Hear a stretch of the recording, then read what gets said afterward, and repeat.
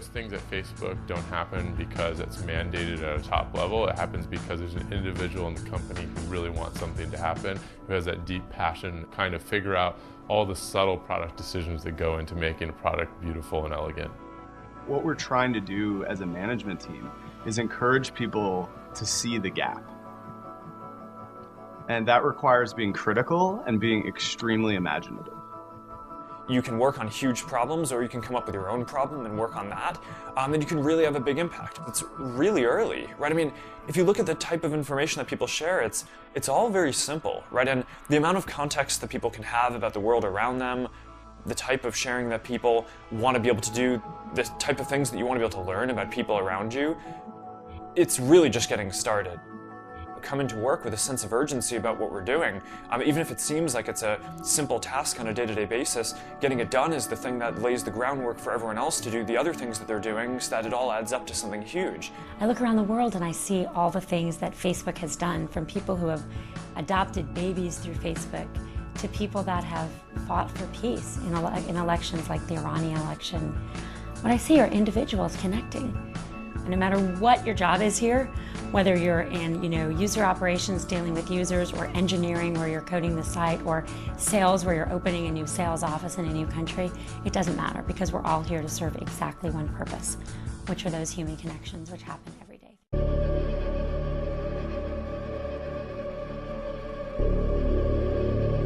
We have the largest active user to developer ratio ever. It's ridiculous. It's over 1 million users per developer. And growing. You look at the number of employees at Google, it's 20,000, and at Microsoft it's 90,000.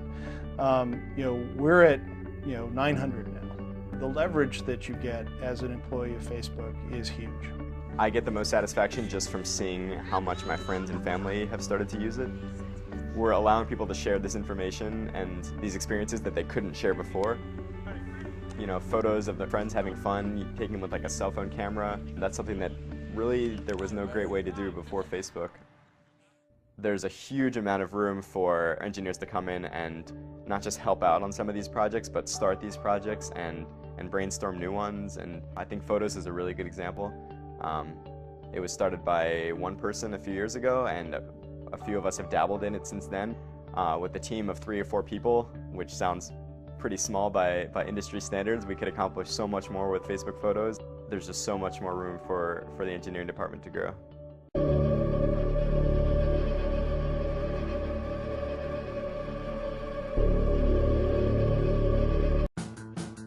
We really don't believe that you have to have a lot of experience to make a big difference. I mean, look at me, right? I mean, I started this from college, so be bold, right? I mean, don't just make the conventional decisions, but think about how can we do something in a different way than everyone else has, because what we're trying to do is different than...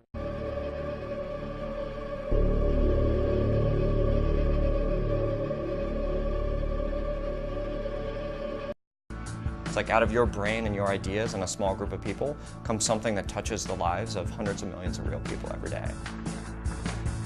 No matter how big this company gets, it has this David versus Goliath sort of feeling.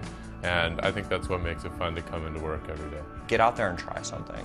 And don't be afraid. There's lots of people to catch you, and you will never get criticized for trying something for the right reasons and making a mistake.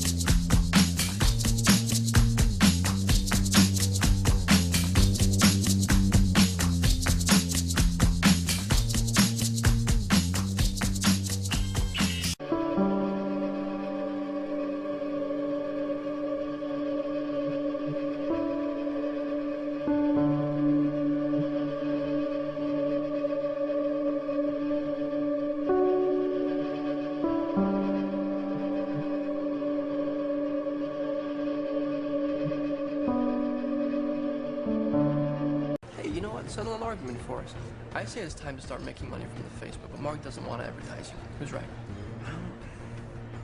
Neither of you yet. The Facebook is cool. That's what it's got going for it. Yeah. You don't want to ruin it with ads because ads aren't cool. Exactly.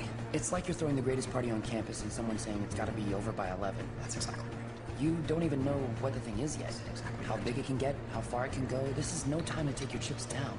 $1 million isn't cool. You know what's cool? You? $1 billion.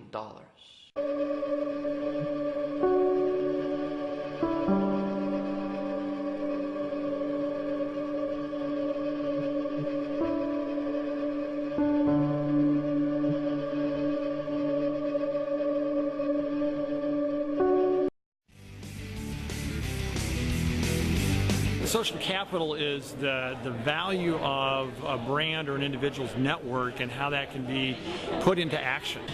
Well, social capital means how brands are going to begin to build revenue off of social conversations and social media. Social capital is an individual or business's collective digital presence and how effectively they utilize their social graph to live their lives. It really means the equity of the brand. If we don't have strong social capital, people don't want to interact with us. They don't view us as relevant.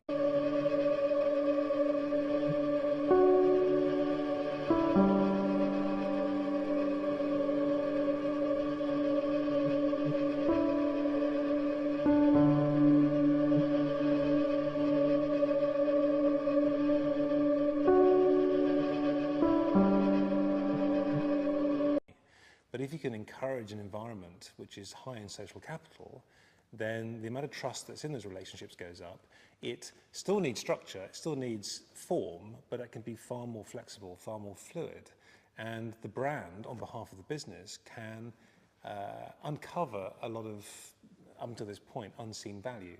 So you may get more tacit information from your consumers about what they're looking for. You may be able to put things into the market that you may not think are quite ready yet, but you know that you'll get positive feedback. These are all examples where if a brand has created high social capital amongst all those people that it interacts with, you can do an awful lot more.